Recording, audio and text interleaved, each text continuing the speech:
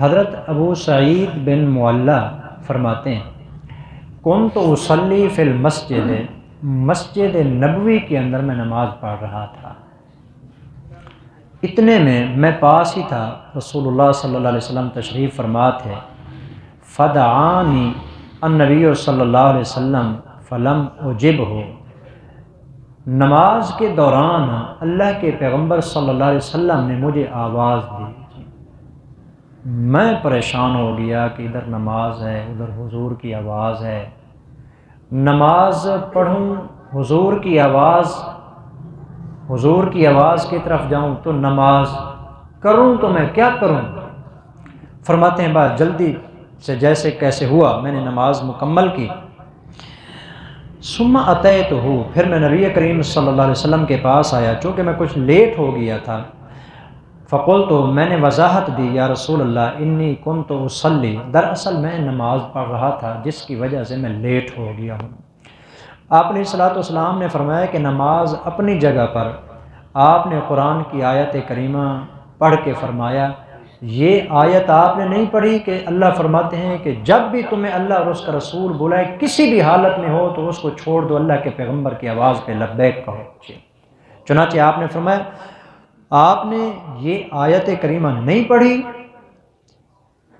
اللہ تعالیٰ یہ نہیں فرما رہے الم یقل اللہ استجیبوا للہ وللرسول اذا دعاکم، جس وقت اللہ اور اس کا رسول تمہیں بلائیں تو فوری طور پر ان کی بات کا جواب دیا کرو۔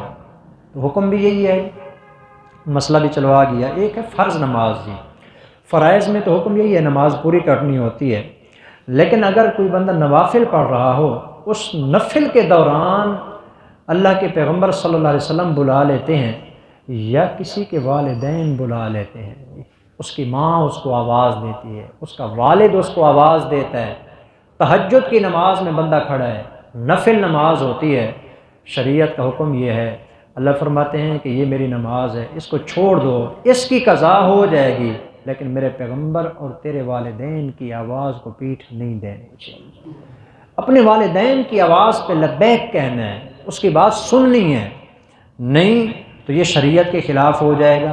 تو آپ علیہ الصلوۃ والسلام نے فرمایا کہ اللہ یہ نہیں فرما رہے استجیبوا للہ وللرسول اذا دعاکم، جب وہ تمہیں بلائیں تو فوری طور پر ان کی آواز پہ لبیک کہا کرو، آیا کرو۔ بہرحال جب پتہ چل گیا کہ یہ لیٹ اس وجہ سے ہوئے تھے، آپ علیہ الصلوۃ والسلام نے فرمایا کیا میں تجھے ایک وظیفہ نہ بتاؤں؟ کیا آپ مجھ سے وظیفے پہ بھی پوچھنے کے لیے آتے ہیں، میں اکثر بتاتا بھی رہتا ہوں جی، عشاء کی نماز کے بعد جو کلاس ہوتی ہے دعائیں بھی آتی ہیں، کیسا کمال کا عظیم وہ انسان نہیں ہوگا جس کو اللہ کے پیغمبر نے بلا کے وظیفہ بتایا ہے، حضور نے بلایا اور وظیفہ بتایا۔ آپ بھی سماعت کریں جی، کوشش فرمائیں اس کو لینے کی جی۔ فرماتے ہیں کہ رسول اللہ صلی اللہ علیہ وسلم نے فرمایا الا اعلمک اعظم سورۃ فی القرآن قبل ان تخرج من المسجد، فرماتے ہیں کہ آپ علیہ الصلوۃ والسلام نے فرمایا قرآن کی جو سب سے بڑی عظیم سورت ہے جی، میں تجھے وہ نہ سکھاؤں؟ سب سے عظیم ترین قرآن مجید کی سورت نہ سکھاؤں؟ مسجد سے نکلنے سے پہلے وہ سورت میں تجھے سکھانا چاہتا ہوں جی۔ آپ مسجد سے بعد میں نکلیں، پہلے وہ سورت سمجھیں جی۔ فرماتے ہیں کہ اتنے میں نا مسجد کے اندر تھے، فَأَخَذَ بِيَدِي، حضور نے میرا ہاتھ پکڑ لیا جی۔ حضور جیسے دوست کے ساتھ جاتے ہیں تو ایک دوسرے کا ہاتھ پکڑ لیتے ہیں، رسول اللہ صلی اللہ علیہ وسلم نے حضرت ابو سعید بن معلّہ کا ہاتھ پکڑا، فرماتے ہیں کہ چلتے رہے فلما اردنا ان نخرج، بس جب ہم قریب ہوئے نا مسجد سے نکلنے ہی لگے تھے جی، میں نے کہا کہ پتہ نہیں حضور کو یاد ہے بھی صحیح، کہیں ذہن سے نکل تو نہیں گیا، میں نے کہا یا رسول اللہ انک قلت لأعلمنک اعظم سورۃ من القرآن، ابھی آپ فرما رہے تھے میں سب سے بڑی عظیم قرآن کی سورت آپ کو سکھاؤں گا جی، وہ تو ذرا مجھے سکھا دیں۔ قال، رسول اللہ صلی اللہ علیہ وسلم نے فرمایا کہ سیکھنا چاہتے ہو تو سیکھو، وہ سورت یہاں سے شروع ہوتی ہے الحمدللہ رب العالمین، سورت فاتحہ۔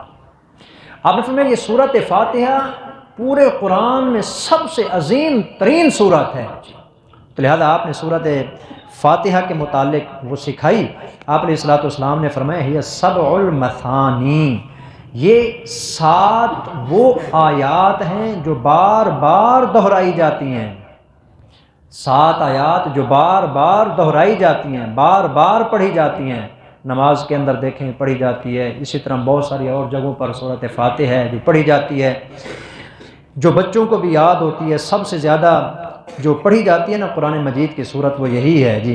چنانچہ آپ علیہ السلام نے فرمایا والقرآن العظیم، اس کا دوسرا نام یہ بھی ہے، یہ ایک صورت بھی ہے اور یہ قرآن عظیم بھی ہے، اس کو اللہ تعالیٰ نے قرآن عظیم بھی فرمایا ہے جی۔ یہ قرآن مجید کی آیت کریمہ بھی ہے جی۔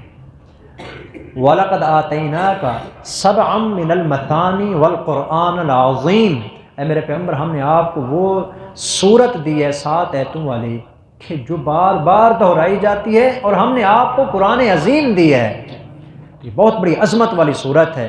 آپ علیہ السلام نے فرمایا الذی اوتیتہ، یہ صورت وہ ہے جو اللہ نے صرف مجھے عطا فرمائی ہے، آپ علیہ السلام کو دی گئی ہے جی، آپ علیہ السلام کے علاوہ کسی کے لیے نہیں تھی۔ تو یہ خاص قسم کی صورت ہے جو آپ علیہ السلام نے فرمایا کہ اس کو پڑھا کریں جی۔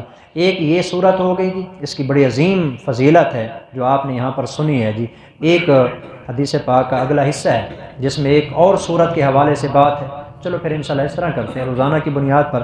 اب آگے چند صورتوں کی فضیلت آ رہی ہے، ہر صورت کی الگ الگ فضیلت۔ آج کے سبق میں یہ صورت فاتحہ ہو گئی، اور بہت ساری روایات ہیں جو آگے آ رہی ہیں، انشاءاللہ وہ بھی پڑھیں گے۔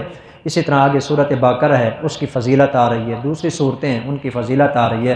بتانے کی بات یہ ہے قرآن تو سارا ہی عظمت والا ہے، کوئی ایک لفظ بھی ایسا نہیں ہے جو عظمت والا ہو۔ اللہ کا کلام جو ہوا ہے اللہ کا کلام ہے، اس لیے یہ سب سے بڑی عظیم ترین عبادت ہے اس امت کے لیے کہ قرآن کی تلاوت کی جائے۔ یہ حدیث مبارک اور اسی طرح جو باقی روایات آ رہی ہیں جن میں فضیلتیں بیان کی جائیں گی، ان تمام صورتوں کی پیغام یہ ہے کہ قرآن کی تلاوت کرنی ہے۔ آخری یہی میری آپ کو نصیحت سمجھ لیں کہ کوشش کرنی ہے، سورۃ فاتحہ تقریباً ہر مسلمان کو یاد ہوتی ہے، کثرت کے ساتھ اس کو پڑھا کریں جی۔ کہیں کوئی تکلیف بن جائے، پریشانی بن جائے، سورۃ فاتحہ پڑھیں، بیمار ہو جائے بندہ سورۃ فاتحہ پڑھیں۔ اس سورت کے اتنے نام ہیں نا، کہیں موقع ملا تو میں آپ کو اس کے صرف نام بتاؤں گا، اتنے نام ہیں۔ ان ناموں میں سے اس کا ایک نام ہے سورۃ الشفاء جی، نام ہی اس کا یہی ہے سورۃ شفاء جی۔ آپ علیہ السلام کے کئی ایسے واقعات ہیں، صحابہ کرام نے کسی آدمی کو جو ہے نا یہ سورۃ فاتحہ پڑھ کے دم کیا، اسی وقت ٹھیک ہو گیا جی۔ آپ علیہ السلام کے پاس آیا، پوچھا کیا پڑھا تھا؟ یا رسول اللہ سورۃ فاتحہ۔ آپ نے فرمایا تجھے کس نے بتایا تھا کہ یہ سورۃ شفاء ہے؟ یہ شفا والی صورت ہے، کثرت کے ساتھ اس کو پڑھا جائے، ایک تو ثواب ملے گا تلاوت کا، اور دوسرا تمام بیماریوں سے نجات بھی ملے گی۔ اللہ عمل کی توفیق عطا فرمائے۔ وما علینا الا البلاغ المبین۔